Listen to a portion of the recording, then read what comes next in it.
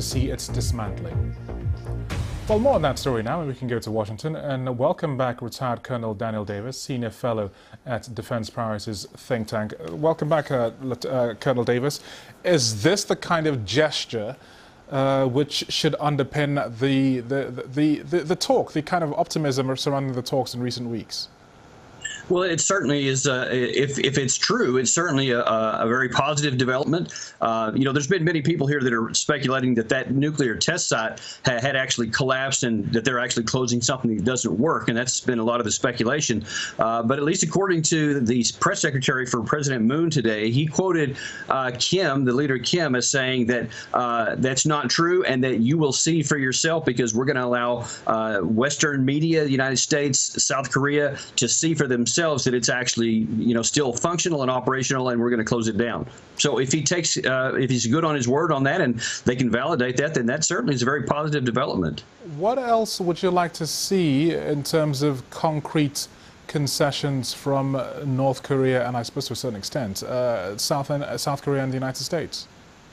Well, I think that the gestures and the opening that we saw with on Friday with President Moon and President Kim and all the fanfare there was a really good first start. And many have chided it because it didn't have a lot of substance behind it, and that's really to be expected because it was, after all, step one. And from where we were in November of last year after that last nuclear missile test, it's radically changed, and so it's going to take some time to get to where we want to. But I guess the rubber meets the road, as they say, when President Trump and Kim Jong-un meet face to face, probably in the latter part of May. And that's where you're starting to get to, what kind of action is going to come, how much are we going to be able to translate all these promises into action, and that's where it's going to really, come down to what's actually possible. Now, I will tell you, though, that the good news is that the United States doesn't actually need a deal, denuclearize, at least not in the near term, to keep people safe. What's in America's interest and in that of our allies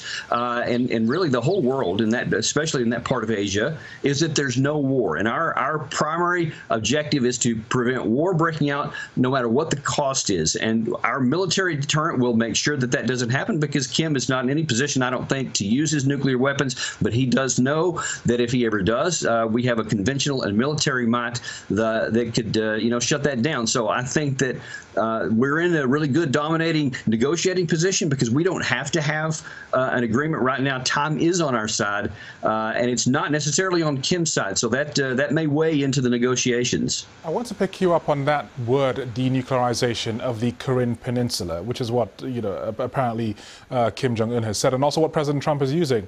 Does that mean just North Korea giving up its nuclear weapons, or does that mean North Korea giving up its nuclear weapons and the United States with its own nuclear deterrence in the region? Well, I'm sure that both sides have their own interpretation of that.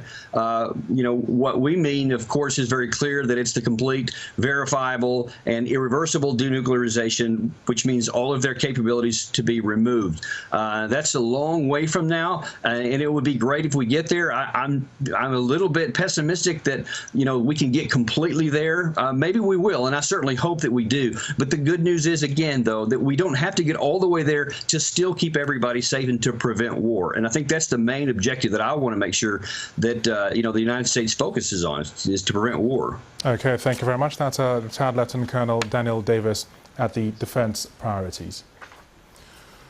President Trump has missed the annual White House Correspondents' Dinner in favor of attending a campaign-style rally near Detroit. He's frequently attacked the media and its coverage of him since he first stood as presidential candidate. As a second consecutive year that he's